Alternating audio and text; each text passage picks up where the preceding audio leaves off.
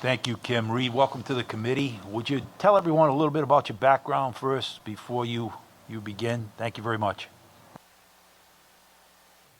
And Reed, just need to press that button up and you'll be on. You may have to bring it closer to you, though.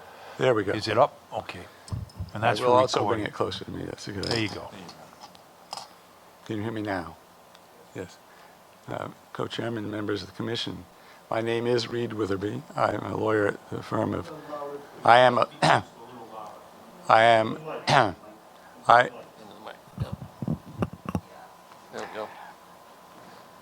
I'm a lawyer at the law firm of Smith, Duggan, Mule, and Rufo in Boston, Massachusetts. And I've been involved in redistricting work since 1989, when I, as an assistant attorney general, defended the Massachusetts House of Representatives in a redistricting case. And since then, every decade I've represented one or the other of the houses of the Massachusetts legislature. They don't seem to want me to both represent them at the same time. But, maybe they don't trust me to keep secrets. I've also taught a seminar on redistricting about 2 decades ago. I've represented San Carlos Apache tribe for a relatively short period of time in redistricting out in Arizona. And I was actively involved in a case 20 years ago involving, which went to trial, involving the makeup of the New York State Senate, which was has been a very hotly contested issue for a long time. But I've done all this because this is an area of the law that I find fascinating. And I don't have the responsibility that you have to put all the pieces together and make it coherent, but I get to observe that activity, and I'm very impressed by anyone who is willing to get involved in it. As far as today is concerned, I've been asked to give a legal overview of the law as it relates to redistricting, with some attention to Rhode Island in particular, but primarily this is intended to be a general presentation. Whoops, wrong direction. I also use a Mac, so when I'm confronted with a PC, I don't know the first thing to do. So basically, I'm planning to cover these 5 topics. I don't think they would come as a surprise to anyone.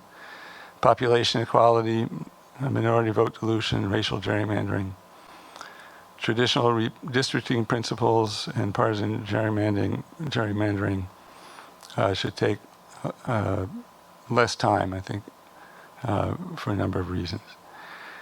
But I keep hitting the wrong button. So let's start with the enabling legislation for the commission. As you know, it calls for the creation of 75 House, 38 Senate, and 2 congressional districts. It asks you to comply with all legal requirements, especially population equality, compactness, and contiguity. The plans should reflect natural, historical, geographical, and political lines. By political, I mean county or town, municipal subdivisions that people are aware of where it starts and stops, and it's easy for them to determine what district they're in. Reed, let me interrupt you for 1 second. Mr. Chairman, I strike that. Mr. Clerk, would you please note that Rep. Diaz is with us? Thank you. Thank you. Go ahead, Reed. The need for fair representation and equal access is obviously a part of your charge, and the nesting is a mechanical thing for Kim's benefit, as I understand it. Oh, what am I doing? Okay, population equality is subject number 1. And it's pretty simple when you get to the congressional district, since there are only 2 districts, and you take the total population of the state and you divide it by 2, and that is the ideal district size. In this case, it couldn't be 100% ideal because there has to be one that's 89 and one that's 90. But that's obviously a quibble. The enabling legislation for the commission requires that the commission keep the deviations from the ideal down to a range of less than 1%, which would be about 548, 50, wait, what is 1% of?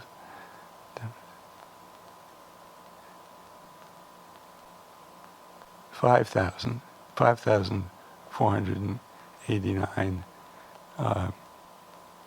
people. And now I have, I've lost my train of thought for a minute there. The 1% is about 5,000 people. In this case, there's a doctrine is too strong a word, but the Supreme Court has been very attentive to requiring very strict population equality for congressional plans.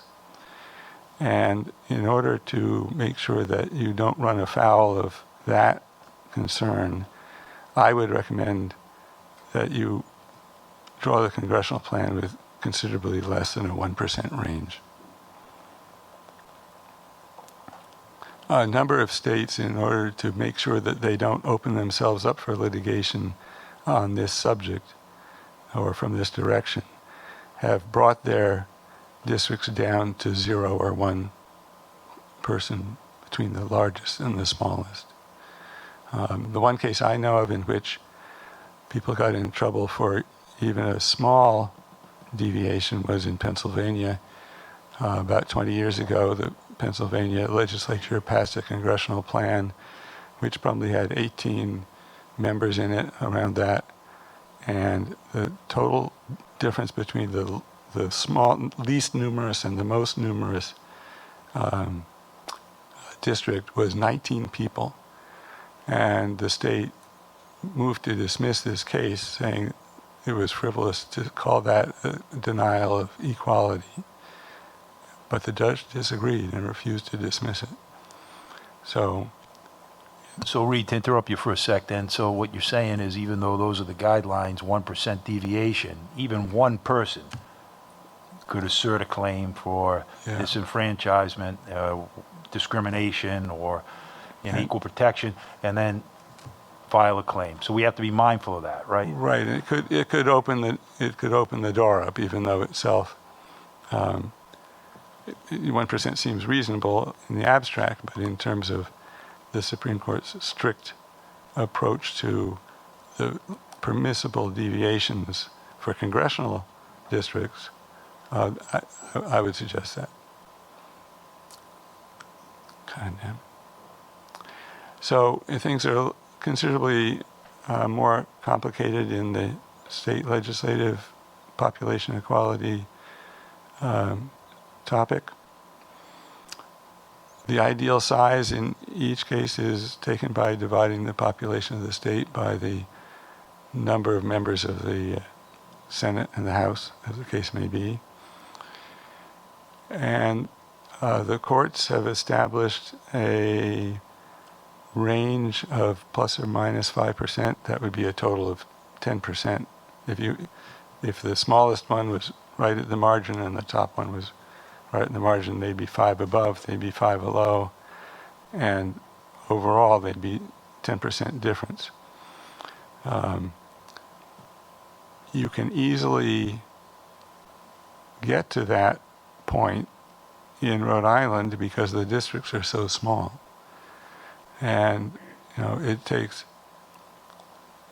1,500 seats less than the ideal, and you've exceeded the 5% requirement for the house, you're going to have to be attentive. Excuse me. How do I get out of this? How do I get out of this?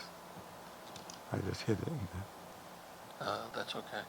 You know, it's got my notes. I want to get out. They're not seeing that. Well, you want to see? Oh, okay. They're not. No, no. Okay, I'm sorry. Excuse me for that interruption. So there's considerably more theoretical leeway in trying to make to satisfy the equal population requirements of state and local governments than there is with the congressional. But if you can do that, plans within the 10% range are presumptively constitutional. And it's only if you go outside that range that the burden shifts and the state has to justify the extent of the population disparities.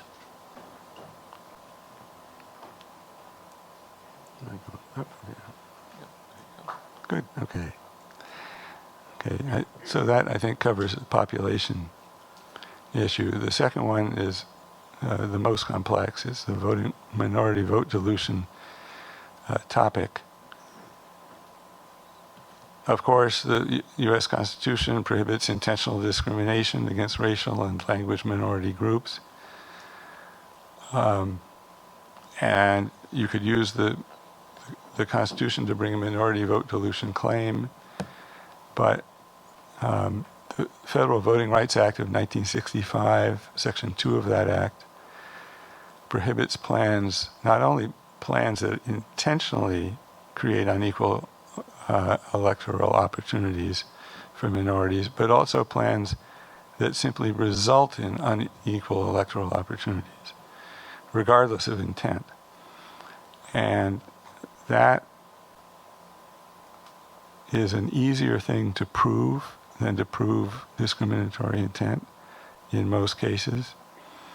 And so most of the minority vote dilution claims that you've seen are brought under Section 2 instead of, or maybe in addition to, the Equal Protection Clause.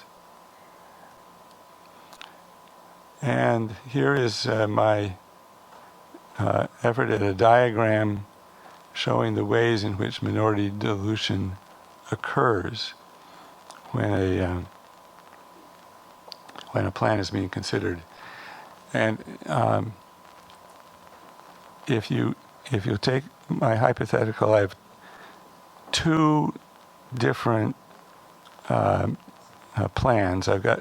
And each one of them has two districts in them. So the plan on the left has two districts. The lighter shade of blue represents white voters, and the dark blue represent minority voters. And if you draw the line in that district, in that two-district area, if you draw the line horizontally, you can create a district that is majority-minority.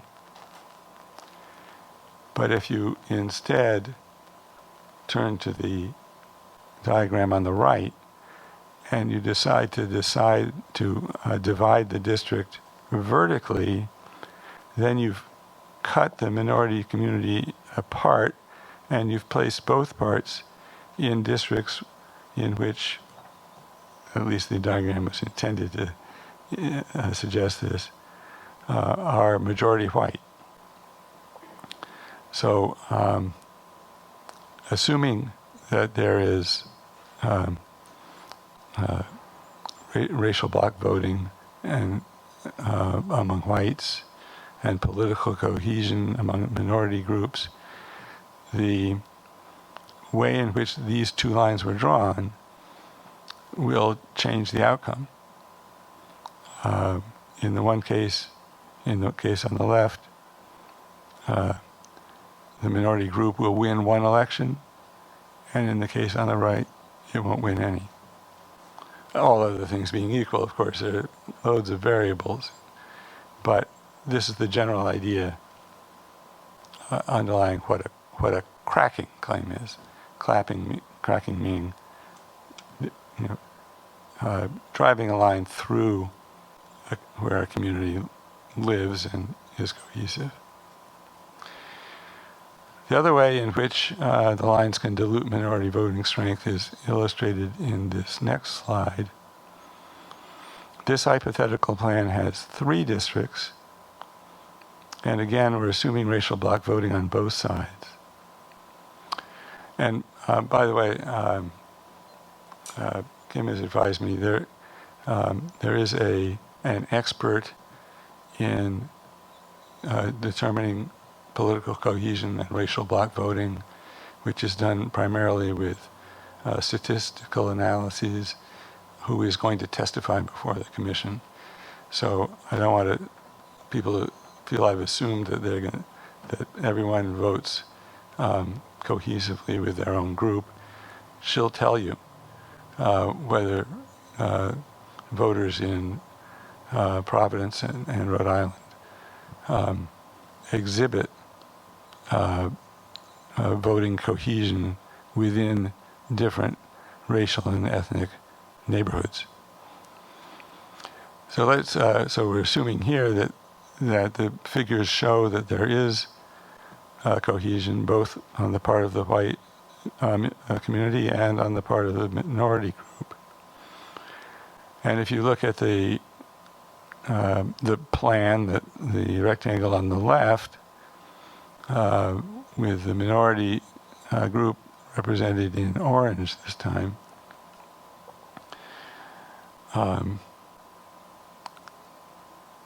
the minority group is given at least a fighting chance and probably a majority in both of the 2 upper districts on the left-hand plan. And the minority group is given 1 safe seat, the lowest district on that plan. But if you look to the diagram on the right, where people have drawn the line differently, they've packed the minority group into one relatively compact area and left the other 2 districts majority white. So they have taken the potential for being represented by 2 candidates of the minority group's choice and turned it into a potential for only 1 district. And both cracking and packing under appropriate circumstances dilute minority voting strength, which is contrary to Section 2 of the Voting Rights Act, even if the drawers of the plan didn't intend anything discriminatory or disrespectful.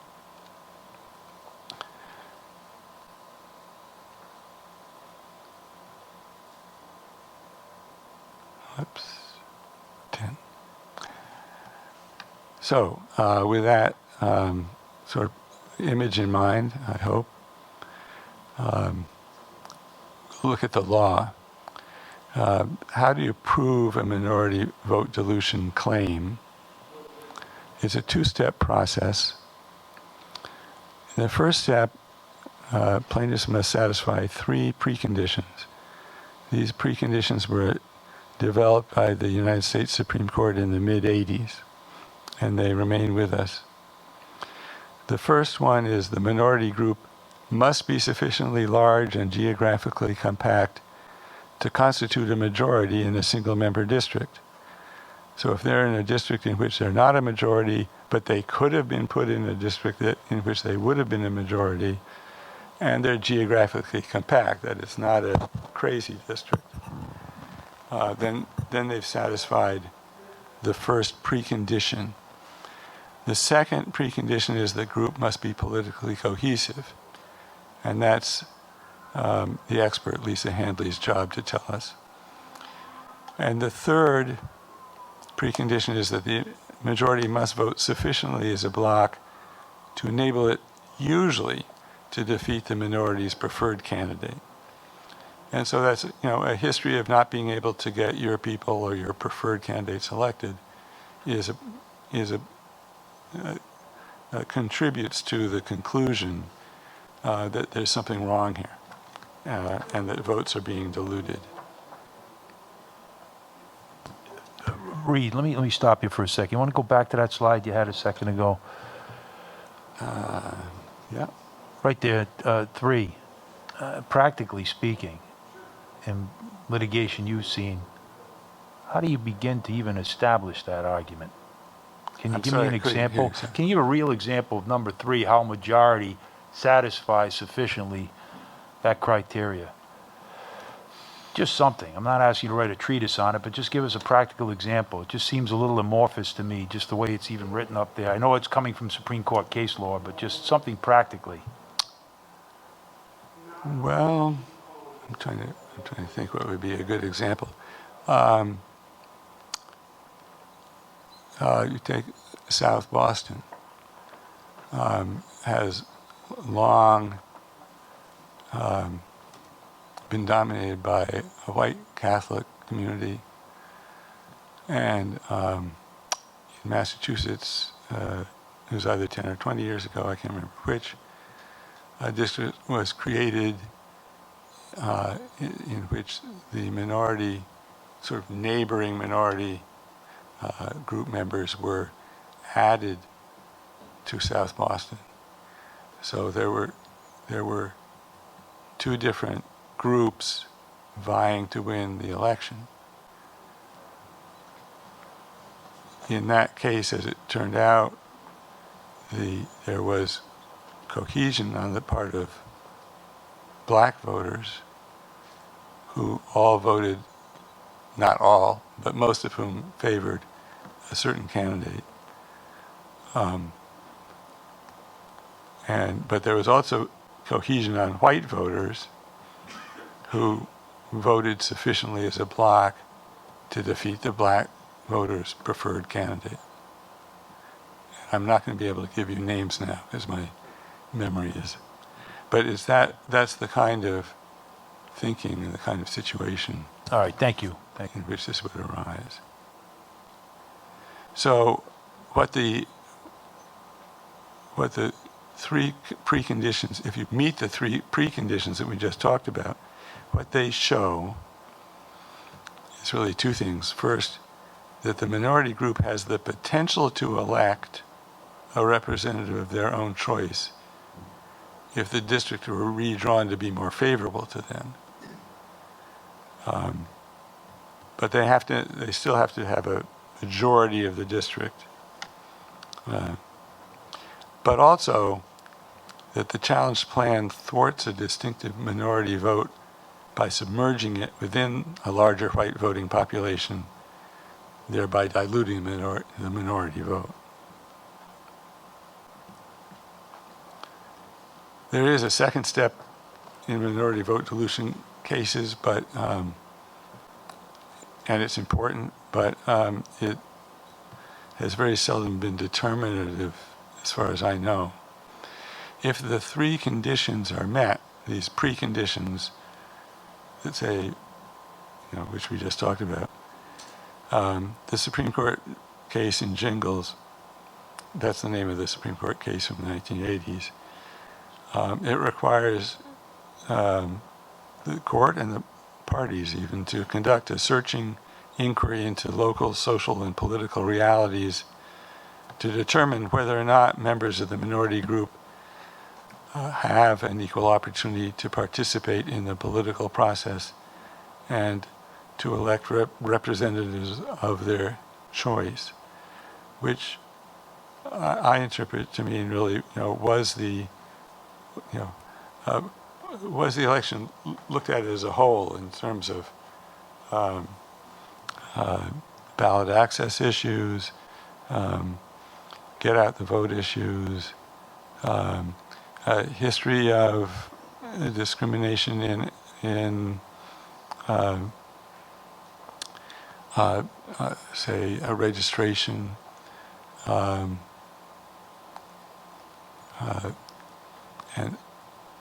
and sort of anything else that you can think of that contributes to whether the environment is an environment that gives opportunities to minority groups when it comes to the electoral process. The Supreme Court has held that if you satisfy the first three preconditions, which we were just talking about,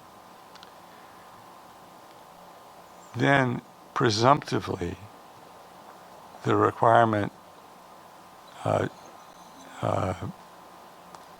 the second step here, of looking into the totality of the larger picture, presumptively that requirement is met. So the real focus on, I mean, people still put in evidence about the history of the jurisdiction in terms of its racial relations and current inequalities in housing, education. I mean, there's a wide variety of proof that can be put in to address this issue. But under the Supreme Court precedent, the real effort needs to be put in primarily to the preconditions. Because if you don't satisfy the preconditions, you're out. And if you do, then there's a presumption that you're in, and the court would, when there's a presumption, it's likely the court will go along.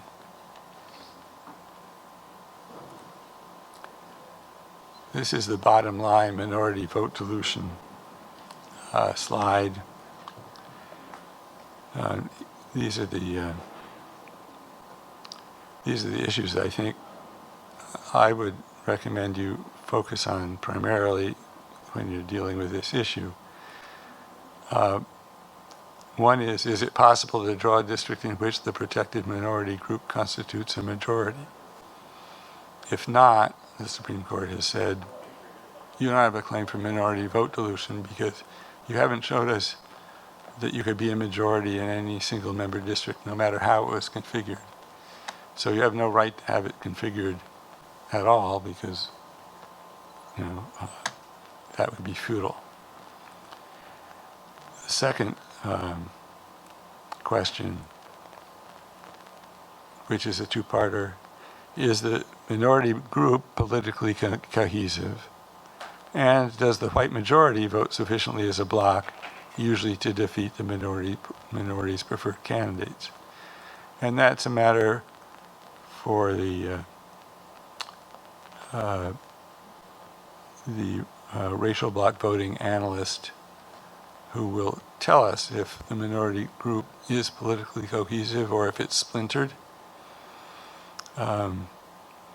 And tell us, how, if there is a white majority, do they vote in sufficient numbers to so that the result is usually the minority's preferred candidate is defeated.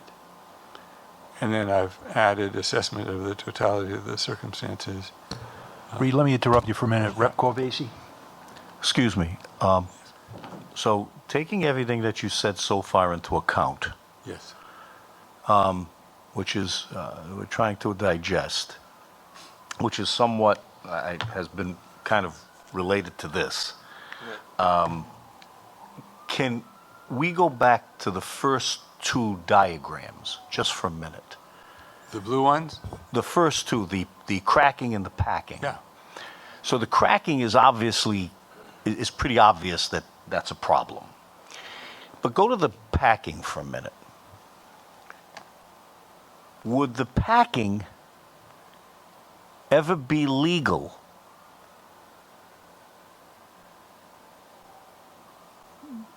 to avoid the cracking? And I don't know if I'm being eloquent in the question, but you have what looks like a cohesive minority grouping. So would it ever be legal where you would have to draw it like that to keep that block together?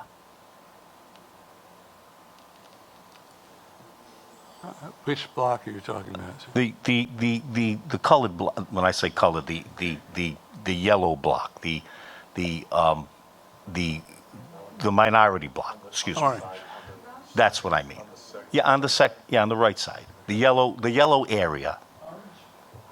Orange, yellow, maybe my color vision is off, but what I'm trying to say is, would that ever be legal to avoid cracking?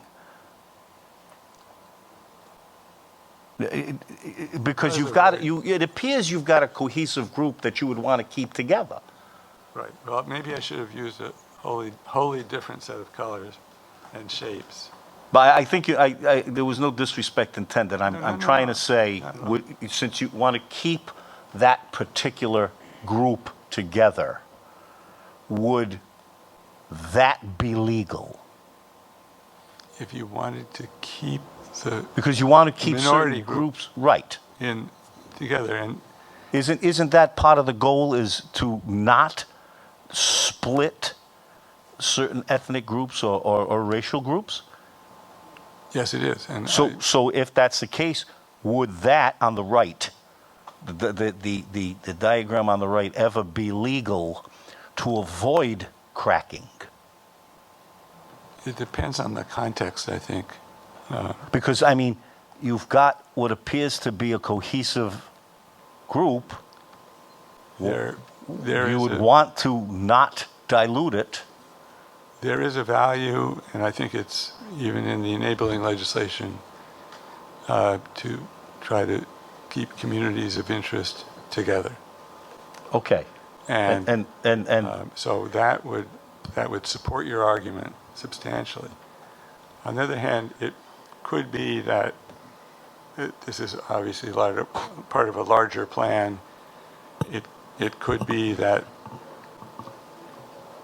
the residents of that particular area wanted to stay together, and there was some other area in the state that might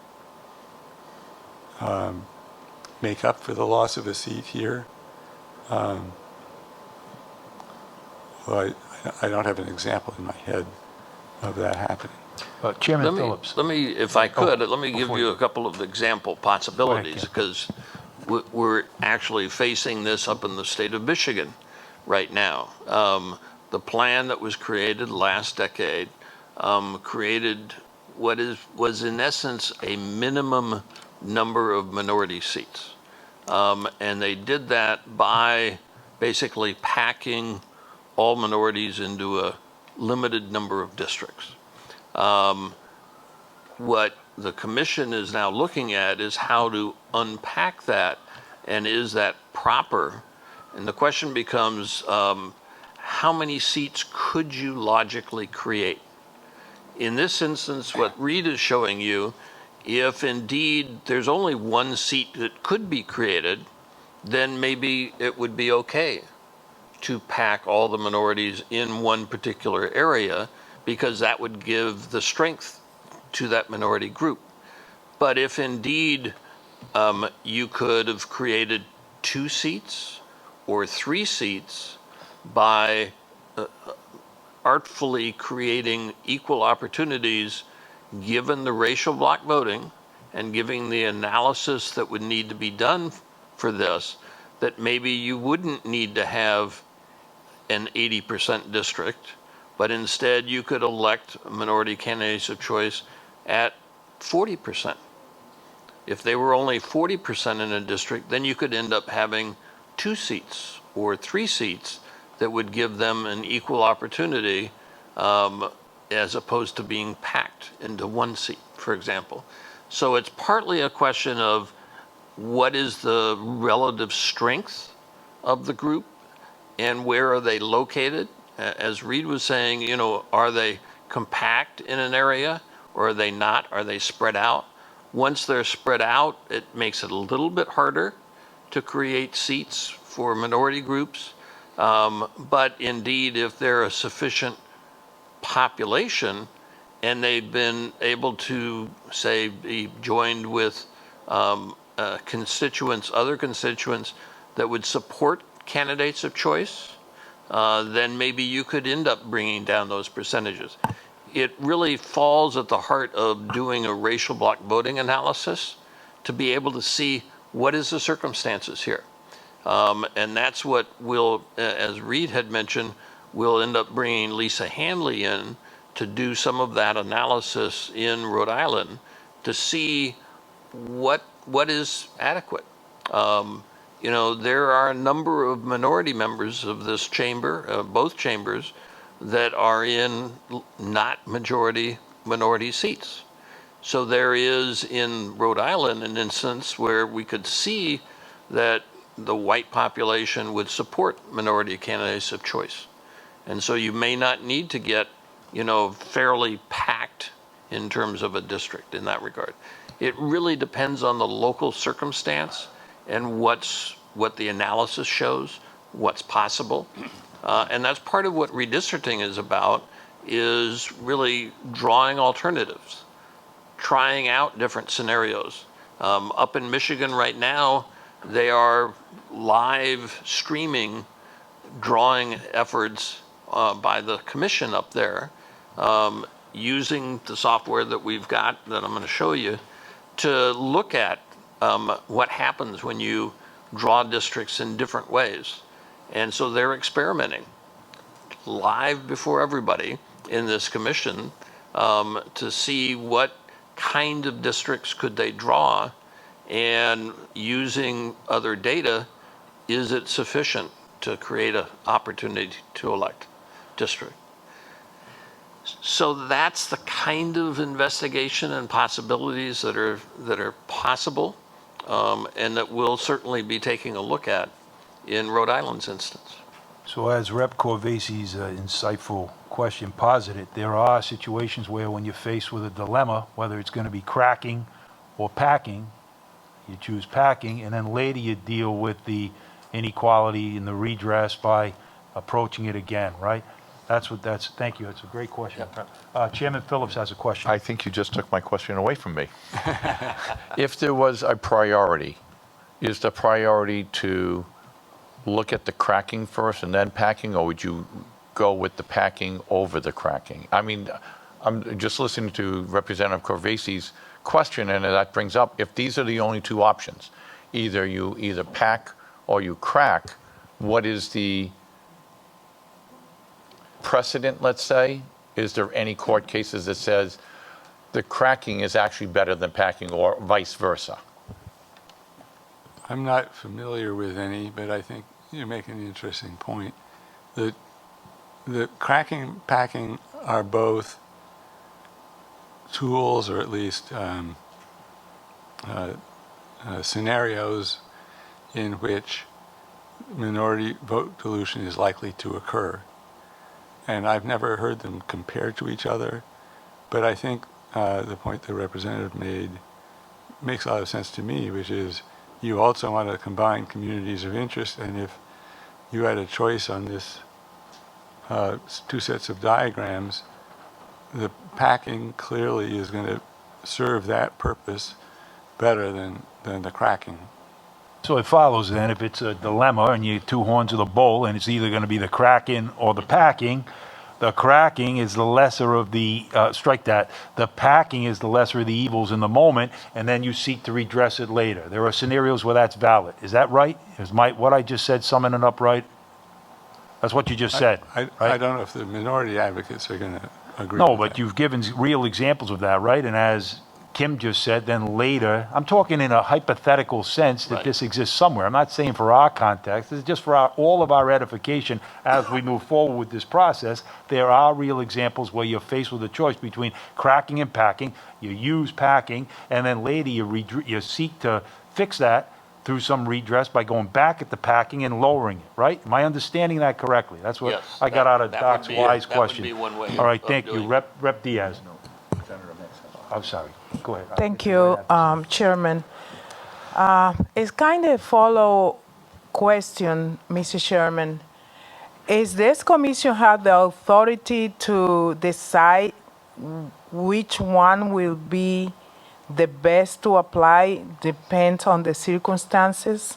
Because in the political life, with the impact of the community, maybe we will face the situation where we have to decide or not which one of those two will be the most appropriate. Has the commission the authority to take that approach? Is our power to do that, Mr. Chairman, or Mr. Brace, based on your experience? We're about to Thank turn you. over to Kim Brace. A great question to answer. And I think it's part of all of our purview when we're looking at this. But Kim, go ahead. Yeah, what you can do and what we'll attempt to do as we listen to the public, and which is what we're going to be doing over the next month, is starting to raise these questions and inquire of the public what their thoughts are in the particular area on that side. And what we can end up doing is we can create several different scenarios and show the drawings both ways potentially, so that we could back out to the public to say, okay, here's one way to draw the districts in your community. Here's another way to draw them in your community. What do you think? What would you like? What do you think would best serve your community in your area of the state?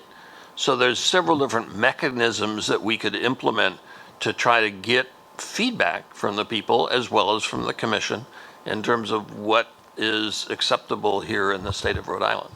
Thank you, Kim. Senator Metz. Yes, thank you, Mr. Co-Chair.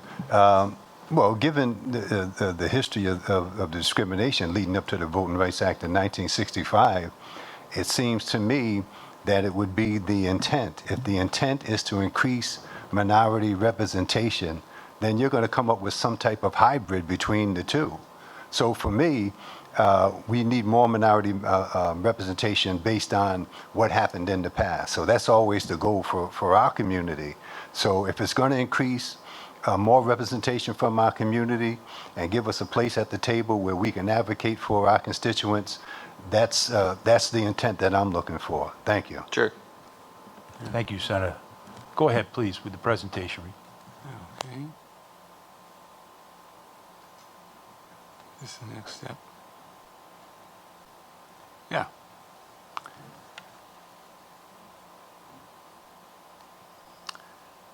I think you weren't beyond that. Yeah, it was beyond that. I know where I was because he asked the There we question. go. We're at racial here. No, we're at racial gerrymandering. So the next topic is racial gerrymandering, which is a relatively new concept.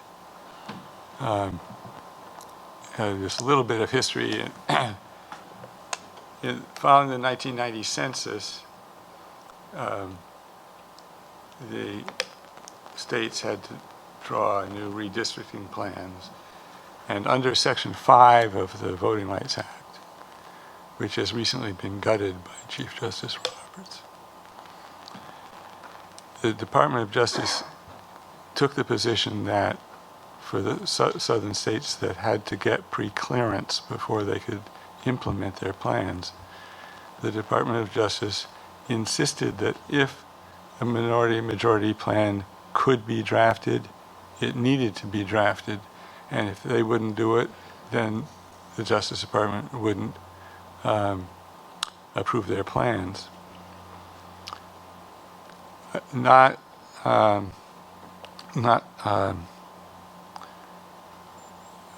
surprisingly, some states responded with districts that were minority-majority, but obviously at the expense of traditional redistricting principles, especially compactness.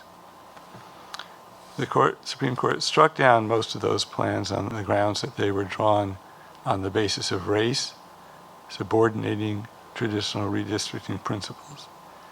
And that's a phrase I'm quoting from the court, on the basis of race, subordinating traditional redistricting principles. And that becomes the cause of action for racial gerrymandering. So I have some examples. Well, I get this always wrong, which is always fun to look at. So this is a very first case of the racial gerrymandering line of cases, Shaw v. Reno from 1982. I'm not familiar with North Carolina, but I know Charlotte anchors one end of this district, and I think maybe Raleigh is at the other end. Actually, it was Winston-Salem up on the upper right-hand side. So Winston-Salem. that was noted as being the I-85 district because that thin stretch was so thin in a couple of places that it was simply the I-85. And so the claim was that if you drove down with both of your doors open, you'd kill everybody right there in that area. And that was kind of an extreme instance, but that was something that was created, and as Reed said, that was later overturned. Thank you. Reed, let me interrupt you for 1 second. Mr. Clerk, would you note that Rep. Ucci is with us? Thank you. Right, so couple more slides. I have 3 from Texas. I can never remember which is which. I think 30 is Dallas and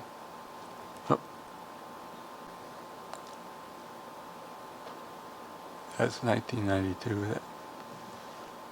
Two of these Texas districts, actually, the court found they interlocked. So on the same block, or at least adjacent blocks, you'd go in and find, in Texas's case, they were trying to separate out blacks and Hispanics for purposes of creating a black seat and a Hispanic seat. And in order to do that, they had to torture the maps. This is a map from Chicago, not to hit on all the southern states. So was the decision in Texas overturned? Yes, the Supreme Court threw out those maps in Texas, both the interlocking ones and the other one I showed you, on the grounds that it was driven by race, subordinating traditional redistricting principles. I mean, when I say driven by race, this is from a litigator's standpoint of view, this is the perfect case, because in order to gain pre-clearance from the Department of Justice, the Secretary of State of, say, South Carolina would write the department and say, here's our data, and look at this. We've created a race-based district just like you asked. So when it came to the Supreme Court looking at this, they had no trouble finding that it was based on race. And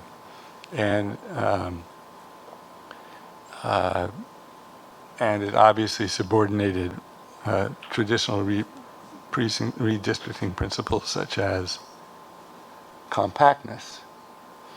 And I should say another principle that doesn't get as much play as it should, I think, is cognizability. If you look at it can true of all of them, but one of these Texas districts, it's really hard to tell where your district is if you live in that area with all the squiggles. Whereas if they had followed municipal boundaries, people would, so it's cognizable, understandable. But yes, a dozen or more congressional districts were struck down in the early to mid 90s. And the court has developed that doctrine somewhat since. This is what I call the Earmuff District. It was created in the city of Chicago so that there are the two earmuffs on the right are two separate groups of Hispanics, if I remember correctly. Yes. And the area that they skirt around is a black area.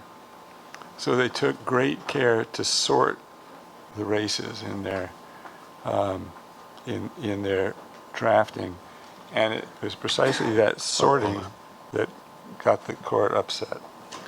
But this is actually a plan that I ended up drawing initially.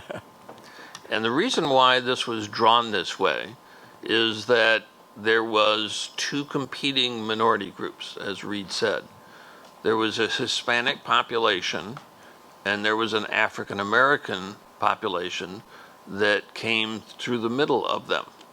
And so the question becomes, is trying to create an African American seat or retaining an African American seat while still providing an opportunity for the Hispanic population to be elected and elect candidates of their choice.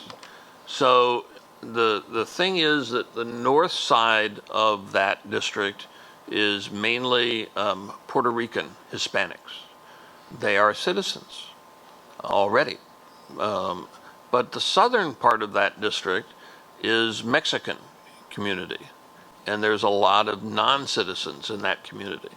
And so if you were to create two different districts for the Hispanics, one that went up and included a lot of white population outside of that northern one, and that's one district, and then another district going south, in both instances, you would not be packing, but you would be cracking, because in those two instances, the Hispanics could not elect candidate of choice in that instance. So this is an instance where trying to reflect Minority Voting Rights Act capabilities and taking into account the voting patterns that are there, the only way to really do that for the Hispanic side was to draw these, what's called the Earmuff District, in order to have both opportunities. And the courts ultimately said that that was okay. We're trying to reflect both minority groups in this instance. So a lot of people don't like what we did, but that was the circumstance in order to create opportunities for both minority groups in the overall. And that district has continued to elect a Hispanic U.S. House member, the first Hispanic elected in the nation on that, coming out of that district. So this is one of the ways in trying to figure out what is a good way of drawing. There's a lot of different things you take into account. Sometimes people don't like what you draw, and you know, I sat for 3 hours with John Daly's crew where they were trying to say, geez, this is all gerrymandering that you created. And I simply asked them continuously for 3 hours, what would you do? How would you draw in order to give both minority groups an equal opportunity? They wanted to look at the shape. They wanted to make a point on the shape. But, you know, we were trying to do for the benefit of everybody on that regard. Yeah, but the Supreme Court, maybe this survived, but in general, the Supreme Court did not agree. And they basically created a cause of action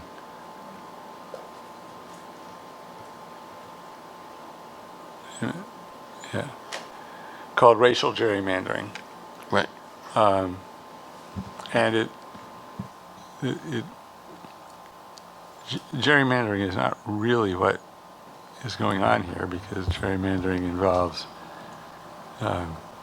disadvantaging somebody of an opposite party. But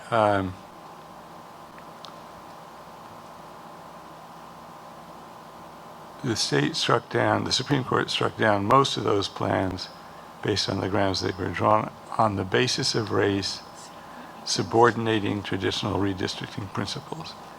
That's the quote from the Supreme Court case.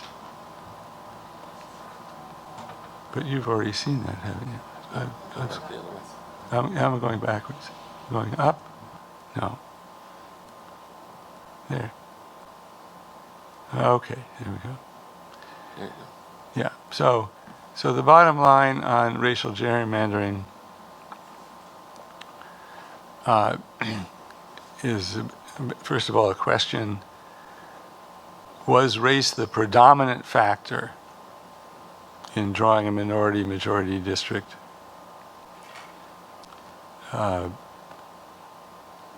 If it is, the Supreme Court does view it as a racial classification subject to strict judicial scrutiny and requiring justification by the state in terms of did the state have a compelling state interest to draw this district on the basis of race, submerging traditional redistricting principles. If the court determines that race was the predominant factor, the burden then shifts to the state to prove that it had a strong basis in evidence for believing that it needed a minority-majority district in order to avoid liability under Section 2. So this situation puts the state in a very unusual situation if they found themselves, if somebody brings a racial gerrymandering case against them and satisfies the court that the district who is driven by race, then the state has to turn around and say, but if we hadn't done that, we would have been sued under Section 2 because our present plan dilutes minority voting rights. And the only way to keep from being thrown out of court for a racial classification is if we had good reason to believe that there was a valid and strong Section 2 claim waiting if we don't correct matters much. Oops, I keep doing that wrong. I apologize. Excuse me, Reed. Rep. Kazarian. Hi, thank you very much. Could we just go back to that map that you had with Illinois? So I've seen maps like this before, and we've heard about gerrymandering, and you can't believe that this is the way a congressional map looks. And from seeing the slides that you had previously, showing with the packing of minorities, just from first glance, I would think that this is a clear packing of minorities, and it seems like it's a very fine line between trying to create a district that's, has representation versus just trying to pack minorities into a district. And wouldn't it be better to just use populations and not necessarily minority data and just make the maps look a little bit cleaner? Or is that a very kindergartner way of looking at it? Yeah, that's a good question. And it's something that people are starting to focus a little bit more on this decade compared to previous decades. In previous decades, we had instances where minority groups were not getting elected at all. And so the question became, how do you try to allow minorities the capability of electing candidates of choice? Not an easy task, certainly. Sometimes you end up going to some extremes in some instances to try to allow that.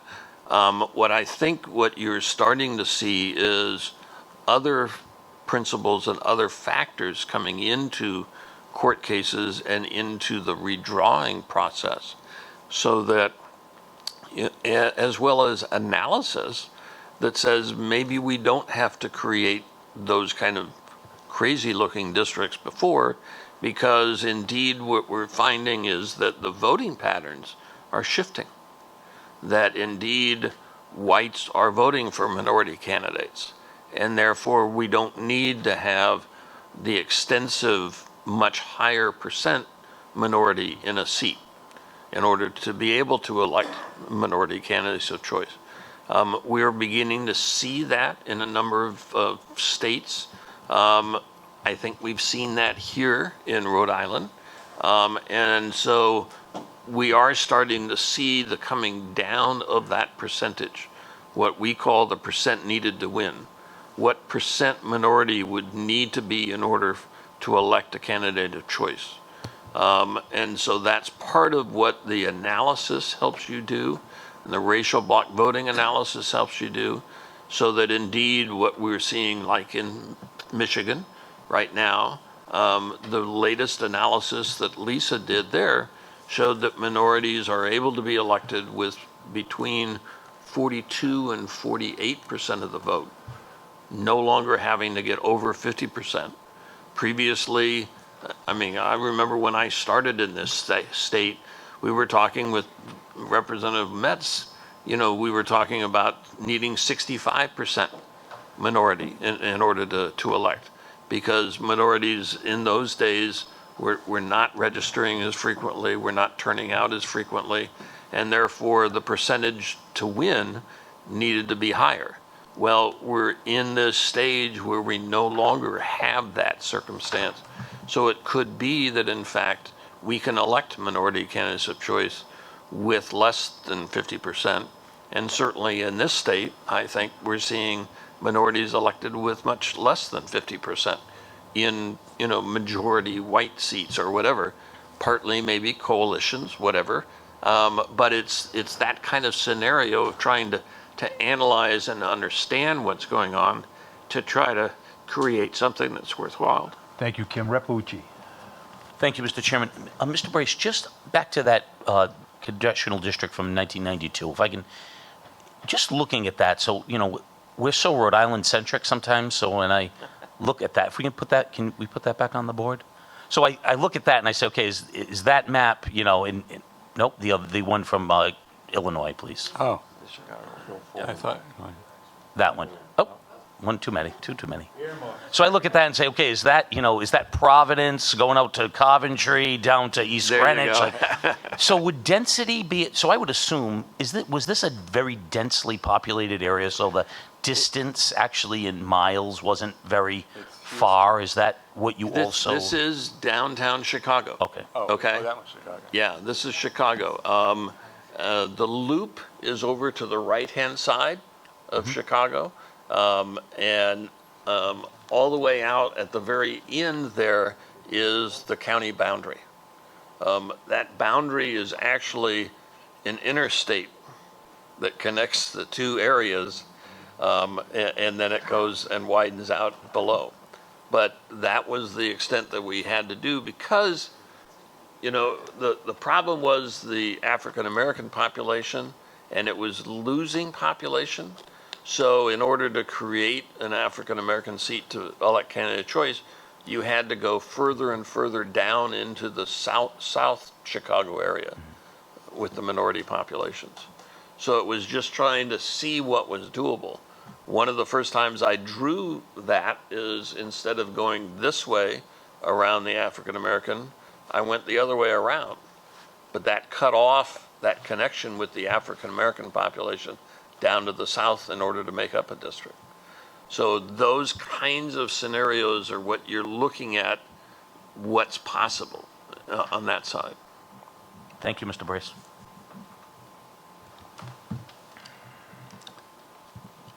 So, we did that. So, we're talking about racial gerrymandering, overweighing state traditional principles. So here's another list. I don't think we need to go into those too much. Contiguous territory is, I believe it's in the Enabling Act. Natural, historical, geographical, and political division lines. Almost every state has a list of these priorities that they've either used as a practical matter or that are written into law. Communities of interest, population equality, they're all things we've discussed today. Compactness, cognizability is the districts in Texas that were made with a computer that would cut half of the block out and put it in this next district. And continuity of representation is another value that Rhode Island has used from time to time, and some other states use. So, really the thought of compactness is what gets us into the Rhode Island Constitution. The Constitution doesn't have a lot to say about electoral redistricting, but it does say that House and Senate shall be constituted on the basis of population. And that's really in contrast to the early days of the Republic, where representation was usually on the basis of town. Town got a certain number of electors, but it's a population. And the fundamental floor for all of the efforts on redistricting is the equal population requirement, as the Supreme Court has made clear. Oh, there's one more slide. Excuse me, Senator Metz.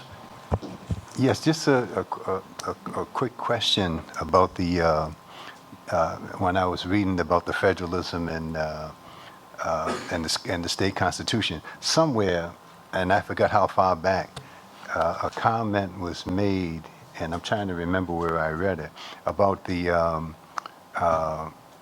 if the state, I'm not a lawyer, but so excuse me, I'm going to try to explain as best I can. If the state constitution has all these rules and regulations, a lot of times if someone brings a suit, the federal court will kick it back to the state. So I'm assuming, based on what you said, that if the Rhode Island Constitution doesn't have a lot to say, that wouldn't preclude anyone from being able to challenge it in federal court. I guess that's how if I could find that material, I'll have to revisit that. But that came to mind. The same person brings suits in both courts? Yeah, but what I read, and I'm trying to think of where I found it. If there's certain things, if there's too many things in the state constitution, the federal court, if you brought suit in federal court, they may kick it back to the state for resolution. And I'm trying to think of where I read that. There are if you bring a suit in federal court, there are some circumstances under which the federal court will certify questions to the state court of the state where the federal court is sitting if there's some ambiguity about state law and the federal court recognizes that the state Supreme Court is the arbiter of state law. I don't know if that's what you're talking about. Yeah, well, For one person to bring a suit simultaneously in both courts would be problematic. And they would find themselves in a sort of in a pretzel, trying to stay alive. Thank you. Rep. Ucci? Thank you, Mr. Chairman. Attorney Witherby, as we sit here, we're merely an advisory commission, and eventually the outcome will be legislation put in the House and the Senate by legislators. Can you just expound a little upon the legislative immunity offered in case people do bring a case against for this and the involvement of the legislators? Right. I can't go into great detail because I wasn't prepared to address it today, but I do have some information that may be useful.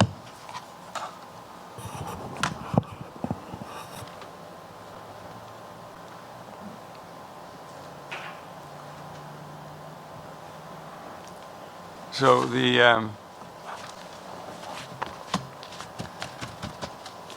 is what we call a qualified privilege that legislators are entitled to under the case law, under federal case law. The federal law actually determines the extent to which state privilege will be recognized and honored in the federal courts. So it's the federal court's decision primarily, assuming you bring the case in federal court, and most of these are federal cases.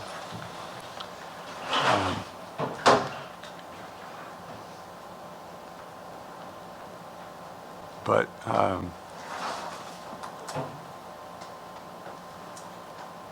beyond that, I'm not sure I understand the question.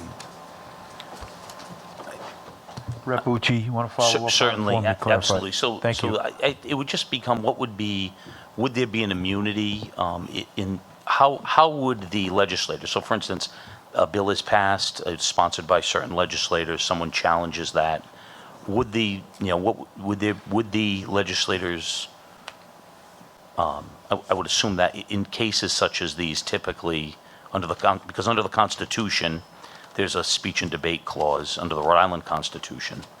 Recently, in another piece of federal action that I was in while I was a legislator, folks attempted to depose us. We weren't named parties, but we were attempted, and this First Circuit ruled that indeed the privilege existed, the legislative privilege, the speech and debate. In cases such as these, typically, when they go forward, are legislators involved? I guess that maybe that's easier. What's the extent the legislators are involved in the litigation itself, in what you've seen? Maybe that's an easier way to put it. Well, this is an interesting but somewhat far-ranging topic. So let's leave let me deal with the commission first, because I don't know what the answer is. I know some about, off the top of my head, about federal courts dealing with documents that are the property of the legislature or a particular legislator. But I haven't dealt with commissions at all. I will say, there's one caveat to that. That is, there is a case out of New York, a case which I was actually involved in, but not on this part, where, and this would have been 20 years ago, New York established a commission that was supposedly independent, but not really. And the plan, they came up with a plan, and it was basically rubber stamped by the legislature and became law, and a suit was brought. This is particularly regarding the state senate. And there was a dispute over the production of documents that had been prepared over the course of drawing the plan within the legislature and within the commission. And the court made a distinction between the legislature on the one hand and the commission on the other. And it basically said there is a legislative privilege which may or may not get you out of having to disclose, but we're going to make the commission disclose what they did, and we're not going to make the legislators disclose what they did. And so that's the one case I know, and I can get a citation for it if that would be useful, about the difference between the commission and the legislature. I think the court's basic view was that the legislature, that the commission was not the same kind of beast as the legislature is. It's not a governmental entity. It's just, it is, they aren't going into the chamber and having speeches and debates that are protected. I don't know if the dealings of this commission are protected by speech and debate, but I would. Thank you, Reed. Chairman Phillips. Thank you, Chairman. Just a comment. Any commissioners who will have questions concerning this topic, my suggestion is going to be to contact or get to the website or contact Mr. Brace and ask your question, and we can get in touch with Mr. Witherby or Attorney Witherby to try and get a clarification, including any of the reps or senators who sit on here that may say, if we get together and discuss this, is there going to be ramifications? So I'm going to just make a suggestion that anybody that has questions that sit on this commission to get in touch with Mr. Brace so we can get some clarification and we know where we stand. Because when I went to the conference in Salt Lake City, Utah, concerning redistricting, there was a lot of questions that came up, specific questions that they had to pull aside and get the specifics on so they can answer the questions. Because we can come up with millions of questions, and one question would be valid, one question wouldn't. So just let Mr. Brace know, and we'll try to get the clarification for you. All these commission meetings are broadcast live. Even the ones on the road, we're planning on broadcasting live. So everything out that we speak in front of the people now that are televised are public knowledge anyways. So thank you, Chairman. Thank you, Chairman. Go ahead, Reed. Any, So just to conclude the thoughts about legislative privilege, first of all, for those who are not familiar with the term, legislative privilege is not the same as legislative immunity. Legislative immunity is when somebody's committed a crime or is suspected of committing a crime or a major civil transgression, then they may have immunity from suit, like if they're on the floor of the Senate when they make the defamatory statement, they would have protection. Legislative privilege concerns the somewhat less exciting question of what documents that were created in the course of preparing the plans should be turned over to plaintiffs so that they can explore what really happened behind the scenes. And especially courts are receptive to this argument in the case where the complaint is a complaint of intentional discrimination.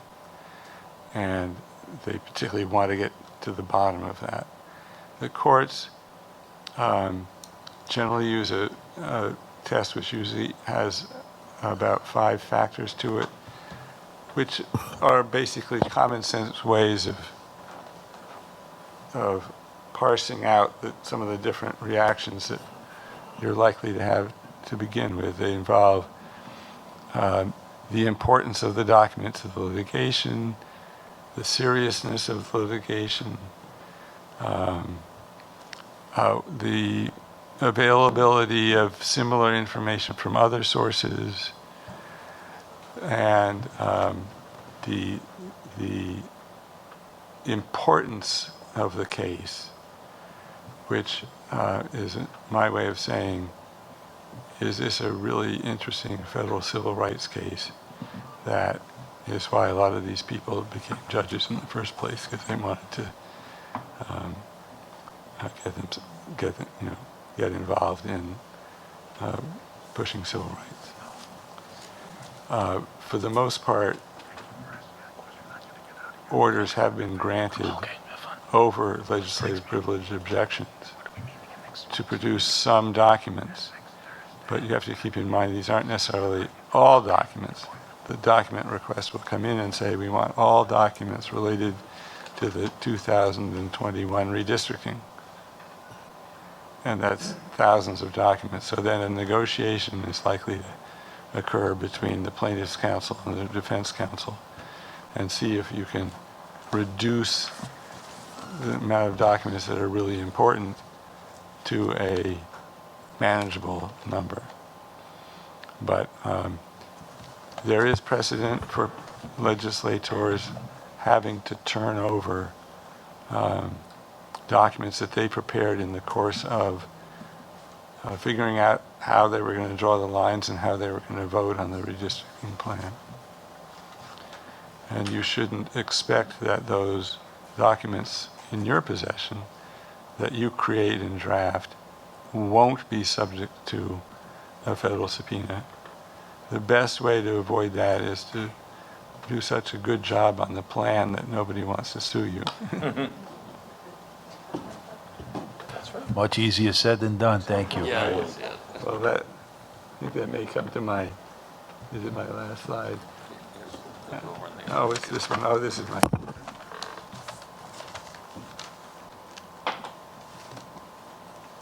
Well, while I'm on this, you can read this. It's self-explanatory, and the time is short.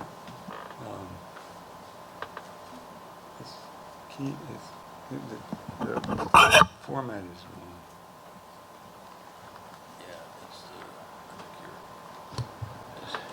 I'm no scholar with it, but I think you want to double click on the left and pull up that slide, and then we can go further. Ah, very good.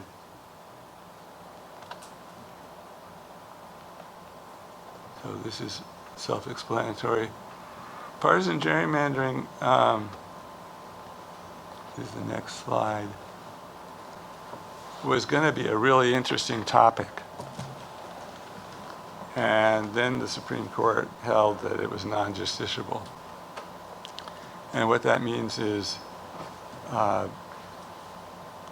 if there were to be a claim of partisan gerrymandering attacking a plan that came out of this commission, it would not be heard by a federal court. It would only be heard by the state court, and the state court does have a provision which comes pretty close to a partisan gerrymandering prohibition.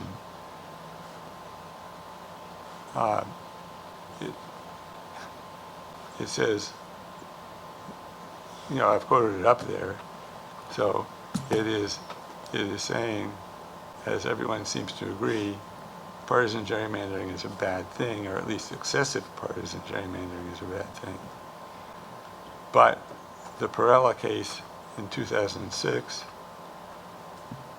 said that in order to make out a claim of partisan gerrymandering, you had to demonstrate a complete abandonment of any attempt to draw equal, compact, and contiguous districts. And that doesn't seem like something that is very likely to be able to do. And there's the last one. So good luck. Thank you, Reed. Are there any questions from any members of the committee for Reed before we move on to Kim? Oh, thank you, Reed. Thank you for your presentation. Appreciate it. I'm sure we may have follow-up questions. Any members of the committee can certainly follow up with you.